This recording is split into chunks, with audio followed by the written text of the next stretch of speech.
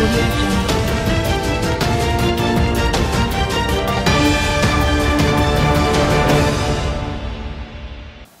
भारत जय राष्ट्र में पीके भारतीय प्रधान संपादक डीएनएम न्यूज चैनल में आप सभी का स्वागत है। आज बताने जा रहे हैं कि बिहार में तेजस्वी यादव जी को नहीं मिला मायावती जी का आशीर्वाद। ये बहुत बड़ी बात है।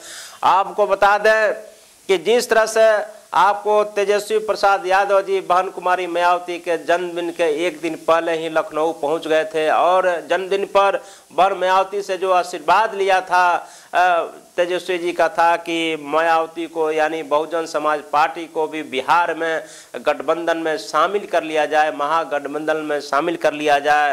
ये बात होती रही, यहाँ तक कि तेजस्वी जी का फॉर्मूला था कि हम एक सीट समाजवादी पार्टी को, एक सीट बहुजन समाज पार्टी को बिहार में देंगे, लेकिन उत्तर प्रदेश में भी 2 सीट हमको मिलना चाहिए आरजेडी को, ऐसा प्रपोजल था। लेकिन जो है आपको लगता है कि बात नहीं बन पाई और जो तेजस्वी जी जो गए थे उत्तर प्रदेश में बहन कुमारी मायावती का जो चरण स्पर्श करके जो आशीर्वाद मांगे थे, शायद वो आशीर्वाद 2019 का चुनाव होने जा रहा है बिहार में, देश में, और बिहार में बहन कुमारी मायावती 40 लोकसभा पर अपना कैंडिडेट खड़ा करने का फैसला कर लिया है और यहाँ तक कि कैंडिडेट के भी नाम पत्ते भी लिए जा रहे हैं, उनकी खुलासा भी 2-1 दिनों में हो जाएगा शायद।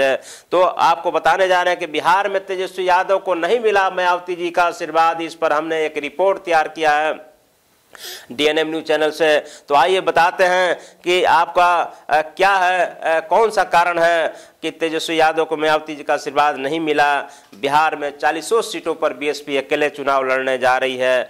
असर के लिहाज से देखें तो अब बिहार से मायावती की पार्टी का कोई उम्मीदवार सांसद नहीं चुना गया है। फिर भी बिहार के कैमूर, बक्सर, सासाराम, बेतिया, गोपालगंज जैसे यूपी से सटे इलाकों में बीएसपी का असर आपको देख सकते हैं, अच्छा खासा असर देखा जा सकता है।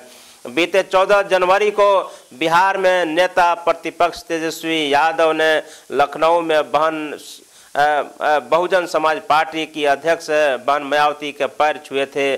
उसके बाद कयास लगाए जा रहे थे कि मायावती ने उन्हें अपना आशीर्वाद भी दे देगी, लेकिन बीएसपी में ने महागठबंधन के इरादों को बड़ा झटका देते हुए बिहार के सभी 40 लोकसभा सीटों पर अपना उम्मीदवार खड़ा करने का निर्णय ले लिया है। हालांकि इसकी आधिकारिक जानकारी नहीं आई है, लेकिन पार्टी के विश्वस्त सूत्र बता रहे हैं कि यही अंतिम फैसला है। दरअसल तेजस्वी की मुलाकात महज औपचारिकता नहीं बल्कि उसके पीछे सियासी मकसद भी छिपा हुआ था। हम आपको बता दें, अपने दर्शकों को बता दें कि बिहार में 10 करोड़ से ज़्यादा आबादी में एससी समुदाय यानी शेड्यूल कास्ट के समुदाय की संख्या 1.5 करोड़ से अधिक है। इसी को भुनाने के मकसद से सपा बसपा गठबंधन के जरिए आरजेडी यूपी में एंट्री करना चाहती थी, तो वही अखिलेश और मायावती की निगाहें भी बिहार पर थी। आपको आगे बता दें, लेकिन महागठबंधन के भीतर सीटों को लेकर मचे घमासान के बीच बीएसपी की एंट्री नामुमकिन हो गई। हालांकि आरजेडी के विश्वस्त सूत्रों के अनुसार वह सपा बसपा को 1-1 सीट देने को तैयार है। सपा के बिहार अध्यक्ष देवेंद्र यादव और बसपा को गोपालगंज की सीट दिए जाने और आरजेडी को यूपी से 2 सीटें दिए जाने की चर्चा थी, लेकिन महागठबंधन में तमाम मंथन के बाद भी लगता है कि अंतिम बात नहीं बन पाई। हालांकि असर के लिहाज से देखा जाए तो अब तक बिहार से मायावती की पार्टी का कोई उम्मीदवार सांसद नहीं चुना गया है।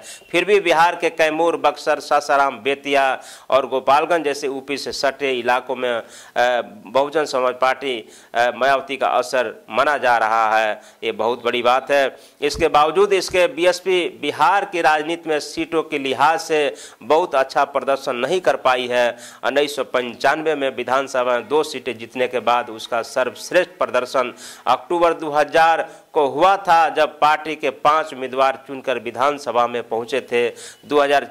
2004 में महज 4 सीटें ही मिल पाई थी। हालांकि साल 2010 में पार्टी का खाता भी नहीं खुल पाया था, जबकि उसने कुल 243 सीटों में से 239 पर अपने उम्मीदवार उतारे थे। वोटों में भी उसकी हिस्सेदारी घटकर 3.21% रह गई थी। 2014 के लोकसभा चुनाव में बीएसपी को 7.65 लाख वोट मिले थे, जो 2015 के विधानसभा चुनाव में बढ़कर 7.88 लाख तक पहुंच गए हैं। हालांकि उसे लोकसभा या विधानसभा में कोई भी सीट नहीं मिल पाई।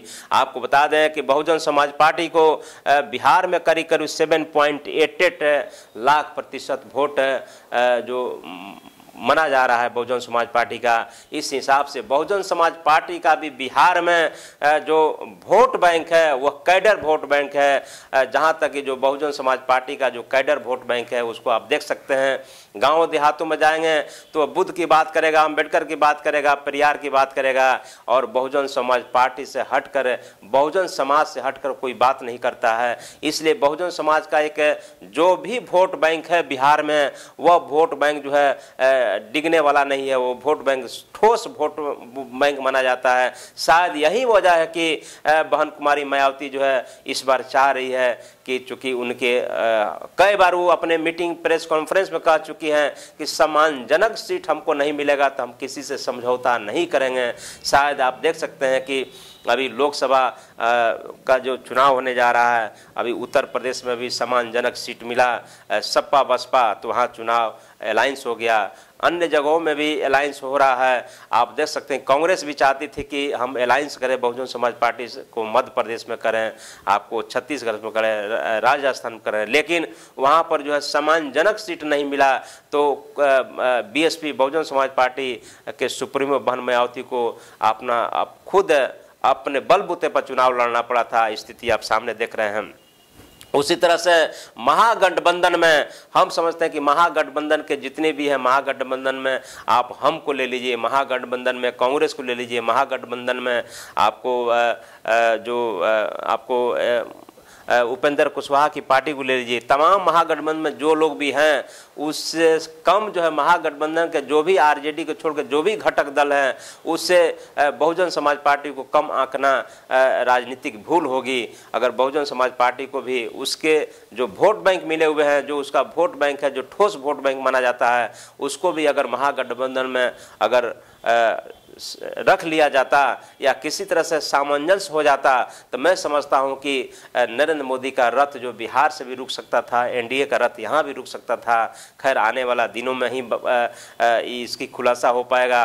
वक्त बताएगा कि बिहार के 40 लोकसभा सीटों में से महागठबंधन को कितना मिलता है और आपको महागठबंधन से उसके मुकाबले जो है एनडीए को कितना मिलता है, और महागठबंधन एनडीए के बीच में जो है एक थर्ड फ्रंट के रूप में जो कुमारी मायावती जो है आपको बिहार में जो 40 लोकसभा में चुनाव लड़ने जा रही है, वो देखना है कि आपको बहन कुमारी मायावती का क्या स्टैंड होता है और क्या उनकी वोट बैंक मिलता है और क्या उनका सीटें प्राप्त होता है। ये तो आने वाला समय ही बताएगा।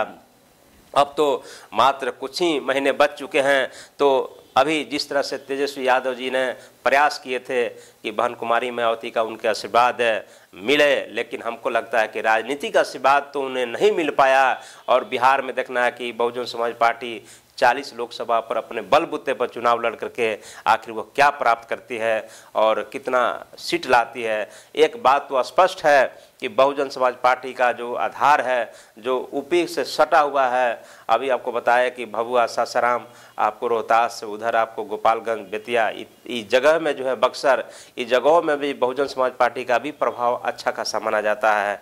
हो सकता है कुछ प्रदर्शन अच्छा हो, वक्त बताएगा। अगर ये खबर आपको अच्छा लगे तो लाइक कीजिए, शेयर कीजिए, कमेंट्स कीजिए। अभी तक आपने चैनल को नहीं सब्सक्राइब किया है तो सब्सक्राइब कर लीजिए।